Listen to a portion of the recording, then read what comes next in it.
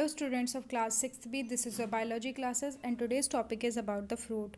When after the pollination and fertilization both the processes are completed, the ovary gets mature and ripened and it becomes a fruit. So fruit is the mature and ripened ovary developed after the completion of both the processes pollination and fertilization. A fruit contains an outer fruit wall. A fruit contains an outer wall which is known as pericarp and the seeds which is inside the fruit. The structure and thickness of pericarp may vary from fruit to fruit. The thickness and the structure of pericarp, the outer wall, varies from fruit to fruit. So fruits are classified into three types: simple fruits, aggregate fruits, and multiple fruits. So what is simple fruits? Simple fruits are those which develop from a single ovary, for example cherry, mango, peach, pear, apple, tomato, peanut, and walnut. So simple fruits are the fruits which develop from a single ovary, for example cherry, mango, peach, pear, apple, tomato, peanut, and walnut. On the other hand, aggregate fruits, they develop from a single flower which has many ovaries and each ovary gets fertilized separately. So aggregate fruits develop from a single flower which has many ovaries and each ovary gets fertilized separately. For example, strawberry and blackberry. So simple fruit develop from a single ovary, so it contains only a single seed. Aggregate fruit develop from a single flower which has many ovaries, so it contains many small seeds in it. So the third one is multiple fruits. They develop from a cluster of separate flowers. They develop from several flowers which is born on a single structure. For example, pineapple and fig. So depending on the nature of pericarp, the outer wall of the fruit, there are two types of fruits: dry fruit and fleshy fruit. When the outer wall, that is pericarp, of a fruit is dry, then it is known as dry fruit, and when the pericarp or its outer part becomes juicy and fleshy on ripening, then the fruit is known as fleshy fruit. The example of dry fruits are the nuts. All the nuts are the examples of dry fruit, and the example of fleshy fruit is mango and papaya. So in fleshy fruits, the pericarp is further divided into three parts. First one is epicarp, second is mesocarp, and the third one is endocarp. So first we will study about epicarp. So there are three parts of the fruit. The first one is epicarp, second is mesocarp, and the third one is endocarp. Epicarp is the outer thin and leathery part which forms the tough outer skin of the fruit. So the outer part of the fruit is known as epicarp. Initially it is green in color. In the initial stage it is green in color, but when the fruit gets ripe it becomes colored other than green. The second one is mesocarp. Mesocarp is the part which is sweet, fleshy, and edible. Edible means the part which we can eat of the fruit. The third one is endocarp. Endocarp is the inner hard and woody part of the fruit that usually contains seed. It is the inner hard and the woody part which contains seed. So this one is the epicarp, the outer part. This one is the mesocarp which we can eat, and the third one is endocarp which is the seed. So it is a part of a fruit, mango. What are the functions of a fruit? It protects the seeds from extreme environmental conditions. The seed is protected inside the fruit from extreme environmental condition, and the second one is it stores food materials. We can eat the fruit. The third one is it attracts birds and animals for the dispersal of seeds to faraway places. It also attracts birds and animals so that the seeds may get dispersed to faraway places where in suitable climatic conditions, where they get suitable climatic conditions, these seeds can grow into new plants. Here is an interesting fact given about fruit. There are two types of fruit: true fruit and false fruit. A true fruit develops from a mature and ripened ovary. So when a fruit is developed from an ovary, it is known as true fruit. False fruit: when a fruit is developed from other parts of the flower other than ovary, it is known as false fruit. For example, apple is an example of false fruit because it does not develop from the flower but it develops from the thalamus. Thalamus is the part on which the flower grows. And here are some of the examples of false fruit: gourd, cucumber, and pineapple or jackfruit. These are the examples of false fruits. Our next topic is the seed. What is a seed? When after fertilization, what happens to the ovule which is present inside the ovary? So after fertilization, the ovule which is present inside the ovary becomes seed.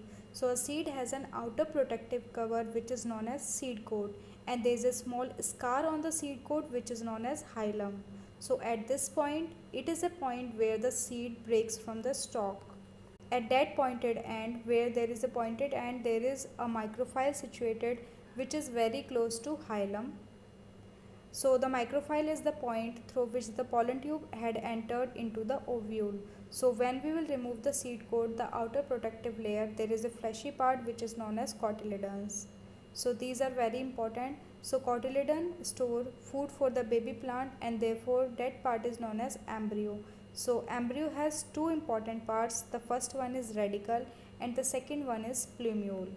So the embryo has two parts, radicle and plumule. The radicle which develops into roots when the plant grows up, the radicle develops into roots and the plumule develops into shoot. So inside the seed there is a cotyledon and embryo. So the embryo has two parts, radicle and plumule. Radicle grows into root and plumule grows into shoot. Under favorable conditions, when the seed get favorable conditions of air, water and temperature, the seed germinates and produce a new plant. There are many types of seeds. There are two types of seeds, monocot and dicot, based on the number of cotyledons present inside the seed. The first one is monocot and the second one is dicot. So what is monocot? This type of seeds which has only one cotyledon. If there is only one cotyledon inside the seed is known as monocot. For example, maize and rice. And when the seed is having two cotyledons inside it, then it is known as dicot. For example, gram and beans. Now here is an example given. This is a seed of maize and it has only one cotyledon inside it, so it is known as monocot seed. And this is an example of bean seed which has two cotyledons inside the seed, so it is known as dicot seed. Next topic is germination of a seed, how the seed germinates into a new baby plant when it gets favorable conditions of air, water and temperature. There is an embryo which is lying inside the seed, but when the embryo is supplied with moisture, when the embryo gets enough moisture and water, it becomes active and tends to grow into a small seedling, and it becomes a small seedling. It comes out of the seed, the process by which the dormant embryo becomes active. So the whole process, when the embryo becomes active, grows and establish itself as a seedling, the whole process is known as germination. So the conditions necessary for germination of seeds, we know three conditions are required: water, air and a suitable temperature. Seeds have ability to germinate when the conditions are favorable. Seeds can only germinate in a proper way when the conditions are favorable. The conditions which are necessary for the germination of seeds are the sufficient amount of water, air and suitable temperature. The first and the most important condition for the germination of the seed is water. For the germination of the seed, water is one of the most important factor, and it is the most important factor due to the following reasons. So the first one is water softens the seed coat. The seed coat is the protective layer which is hard and it is outside of the seed, and water softens the seed coat, due to which the seed bursts and comes out, the radicle comes out and the plumule comes out. When the seed coat bursts, the radicle elongates and grows to form the primary roots. So the radicle comes out of the embryo and becomes primary root, and the plumule comes out of the embryo and grows upward to form the shoot. The second main reason is that in dormant seeds, when the seed is not germinated, the food material is stored in concentrated form inside cotyledons. When they get water, when the water dissolves inside the food, the concentrated part of the food becomes the solid form, which is then used by the growing embryo so that the embryo can use the food. Water also activates enzymes. Enzymes are the chemicals that accelerate, that increase the absorption of soluble food by the growing embryo. The next important condition is air, because seed requires enough amount of air or oxygen to germinate. Like any other organisms, like we respire, a plant also respire, that is take in air and breathe out carbon dioxide. Seeds require energy for their proper growth. Seed also require energy for their proper growth so that they can respire. This energy comes from the respiration of seeds. So the seed respire and they get energy from oxygen. Third most important condition for the germination of the seed is temperature, that is the regular amount of temperature. Seeds require an optimum temperature a constant temperature to grow properly. The favorable temperature for the germination of the seed is 35 degrees Celsius to 40 degrees Celsius. So the temperature should be between 35 degrees Celsius to 40 degrees Celsius. Below 0 degrees Celsius or above 40 degrees Celsius, seed fail to germinate. Seed cannot germinate. Next topic is types of germination. There are two types of germination, apical germination and hypogeal germination. First we will study about apical germination. In apical germination, in dicot seeds, the cotyledon thick with stored nutrients, the cotyledon is filled with stored nutrients, emerge above the ground during germination.